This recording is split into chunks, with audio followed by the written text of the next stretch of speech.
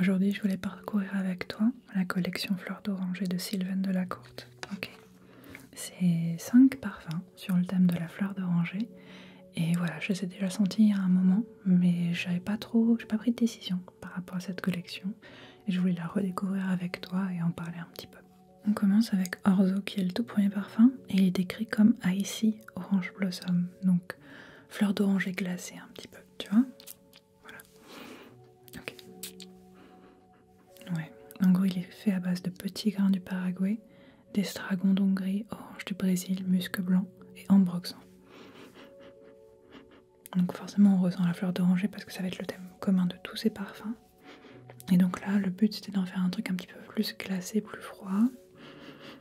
Et pour moi, en fait, ça ressort vraiment avec un parfum très frais. T'as vraiment l'impression que c'est un parfum qui sent le propre, on va dire. Voilà, moi personnellement, c'est pas ce que je préfère, mais en tout cas, c'est bien réalisé. Le deuxième, c'est Olisa, qui est décrit comme floral orange blossom, donc fleur d'oranger pour le coup assez fleurie.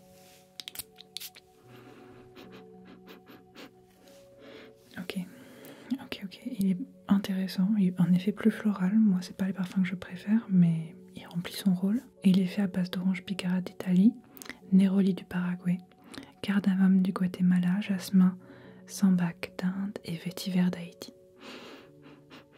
Voilà, encore une fois, c'est pas spécialement mon préféré. Je pense que c'est un peu le problème avec cette collection, c'est que ça sent bon, mais c'est peut-être pas exactement les senteurs qui me parlent à moi. Voilà.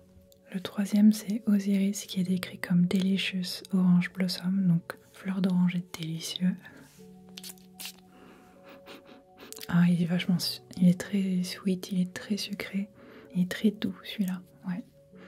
Il est fait à base de clémentine d'Italie, baie rose de la Réunion, sésame de France, cèdre des États-Unis et bois de kayak du Paraguay. Ouais, ils sont très bons, c'est peut-être mon préféré des trois. Celui-ci, pourtant je suis pas très parfum sucré, mais il a une gourmandise qui est très attirante et qui est assez agréable. Quatrième parfum, on est sur Oscarine, qui est décrite comme Juicy Orange Blossom, donc fleur d'oranger juteuse. Et si je me trompe pas, celui-là il me faisait penser à du jus d'orange. À confirmer. Oui, c'est celui-là, il me fait penser à un jus d'orange, voire à un bonbon à l'orange.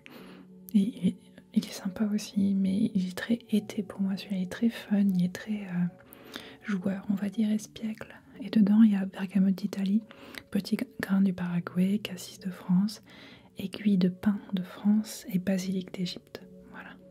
Oui, c'est ça, peut-être les notes de basilic, ce genre de choses, ça me rappelle en effet vachement l'été. Et il est très sympa. Celui-là, je le mettrais tout à fait pour faire un pique-nique dans un jardin. C'est vrai, je trouve que c'est une collection qui fait très estivale dans ma tête en tout cas. Peut-être que c'est à cause de la fleur d'oranger.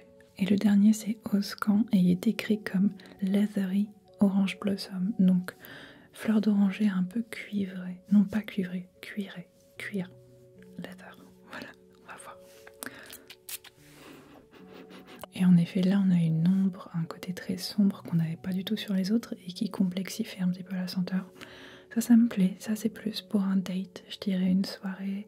Et on sort un peu du côté estival. Voilà, donc ça, c'est intéressant aussi. Et dedans, tu as mandarine d'Italie, fève tonka du Brésil, immortel d'Espagne, patchouli, bois de kayak. Voilà, c'est le côté patchouli, fève tonka, je pense qu'il rajoute un côté rond et plus chargé, parce que le patchouli, c'est aussi ça, c'est assez chargé. Et il est intéressant, mais pour une autre occasion. Voilà, donc c'était la petite collection. Bon, clairement, il faut aimer la fleur d'oranger pour apprécier cette petite collection. Mais si vous adorez ça, moi je me dis que ça vous fait 5 parfums dans ces tons-là, mais pour des occasions différentes. Voilà, à vous de voir.